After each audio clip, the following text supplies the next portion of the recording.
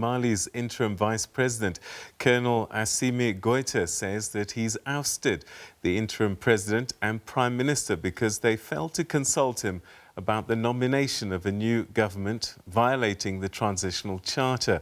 For more on this, we're now joined live via Zoom by a Mali political commentator and strategist, Kassoum Coulibaly. My dear brother, good to talk to you, good to see you. It's been a while. How have you been keeping?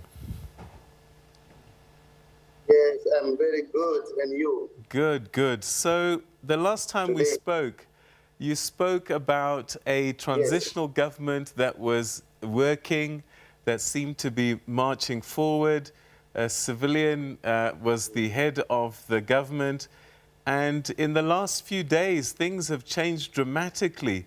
What triggered that? Yes.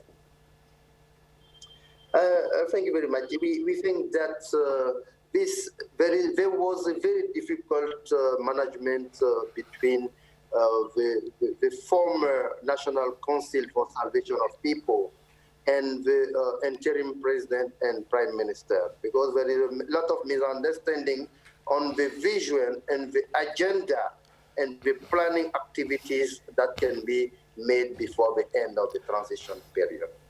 And after the visit of the president to France, I think that the last things changed because the military people want to make a very close negotiation and diplomatic support from Russia and France. As you know, we were a former colonized by France, and there is a difficulty between those two ideologies. But President Barndor should have known that this was going to cause disruption, to get rid of two members in the cabinet. Was it his decision or the prime minister's? I think that because those people who has been taken off the new government was those who were discussing with the Russian Federation to support Mali to fight against terrorists and to support the recovery of the country. And those people are not, aware, don't want to continue this collaboration with France, because 7 years ago, France is still in the country, but nothing happened for stopping the terrorism in the country. And they want to change and to negotiate new partnership with Russia and BRICS countries so that we can move another way. And Bandau and the former prime minister continue to support the partnership with France. So this is the two groups who are fighting inside the management, the governance system of a country. So, but whose decision was it ultimately? Was it the president or the prime minister who's responsible for cabinet and reshuffles? The responsible is the president of the transition. But what happened when they decided to nominate the new cabinet? They didn't consult the vice president, who is Colonel Assimi Goita, who is in charge of all security and defense affairs.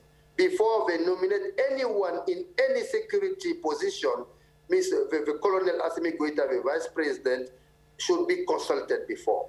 And this cabinet has been appointed without his consultation and without his decision before. So that this is the last thing that makes things like as a war inside the management system.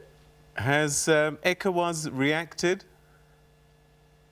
As ECOWAS president, the negotiator, the former president of Nigeria, Goodluck Jonathan, arrived this afternoon in Bamako, but the new president, interim president, the Colonel Assimi Goita, refused to meet him, because we know that during the last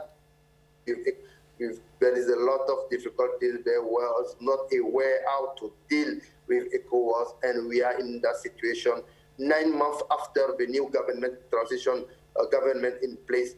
Nothing has happened in the change in the country. So the 18 months we are waiting to end the transition period, we lost a lot of time, and now we need to begin the transition period in a new way.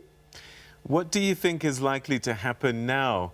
Will Deputy President Goita change his mind? Might he call for another civilian to take over the presidency and the prime ministership? Yes, do you remember the M5 RFP people who was fighting against the former president Ibrahim Boubacar Keita last year, and they discussed with the Colonel Assimi Goita yesterday night, and they decided to give them the position of the prime minister.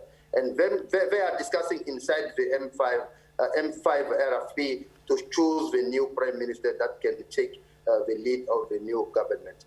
But it's not easy inside this protesting group, but we are waiting again for the person who can be nominated to take the lead of the new government.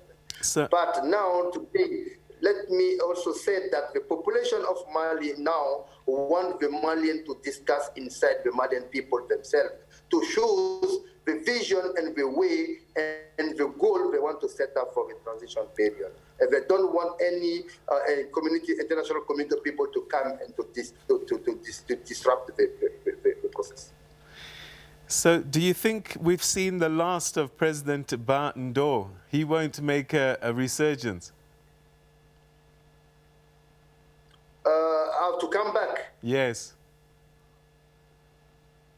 No, I'm not sure. I'm not sure because I think that this is the end of his term as a transitional president, and we hope that the president Assimi Goita can take the full possession of the power and to continue to lead the country in that transition period with a civilian prime minister and the civilian government that can contribute to the peace, recovery, and to stability and development of Mali. Has France made any comment at all? Of course, we cannot miss this comment. The president of France himself condemned this situation, but we know that what happened in Chad, 1 month ago, is not the same reaction they did in Chad. And Malian people said that why we do one kind of protest in Mali, and when the coup arrived in Chad, you didn't say the same. And Malian people are frustrated, and now they want to take, their destiny in charge, and to say that now enough is enough. Our people, we want to lead the country how we want, to show the people we want, so that we can take our independence and freedom for our life. Are you suggesting that Malian people are now seemingly behind Deputy President Goita? Absolutely, absolutely. When this situation happened today in the country, there is no more protest against this situation. But there are some few people that come into the city of Bamako to say that we are not, we don't agree with this situation, but there are not more than 500 people. And tomorrow morning, at the front of the embassy of Russia in Mali, more than 1,000 people will come and to say that Russia, we want you. We want also the support of BRICS countries so that to help us recover our country, because now 80% of the country is now in the hands of the jihadists and the terrorist people. We cannot do any election without taking the full possession of and the full control of the country in total. So we have a good challenge now, but we hope that when people can come together as one person and one person, we can also overcome those huge challenges we are facing today. Do you get a sense then that Mali's relationship with France is going to change forever as a result of these past few days? I'm telling you, yes. Today is May 25, and this is today the African Day. We don't know, maybe God said that today is a Renaissance Day for Mali and also for all Africa. And it is a historic day when we are celebrating, Africa. We need to celebrate, the Renaissance and the independence of all Africa from old colonizers for Africa. So today is the historical people, and people are aware about the historical changing way of the cooperation between the Western countries in Africa. And we hope that this situation can contribute to open the minds of Africans and also especially of Malian to continue to support the development and independence of their countries alongside the next years coming. All right. Kassoum, we're going to have to leave it there. Perhaps we can catch up with you again later in the week, just as this story develops. But for now, thank you so much. Merci beaucoup. À bientôt. Merci. Au revoir. Au revoir. D'accord.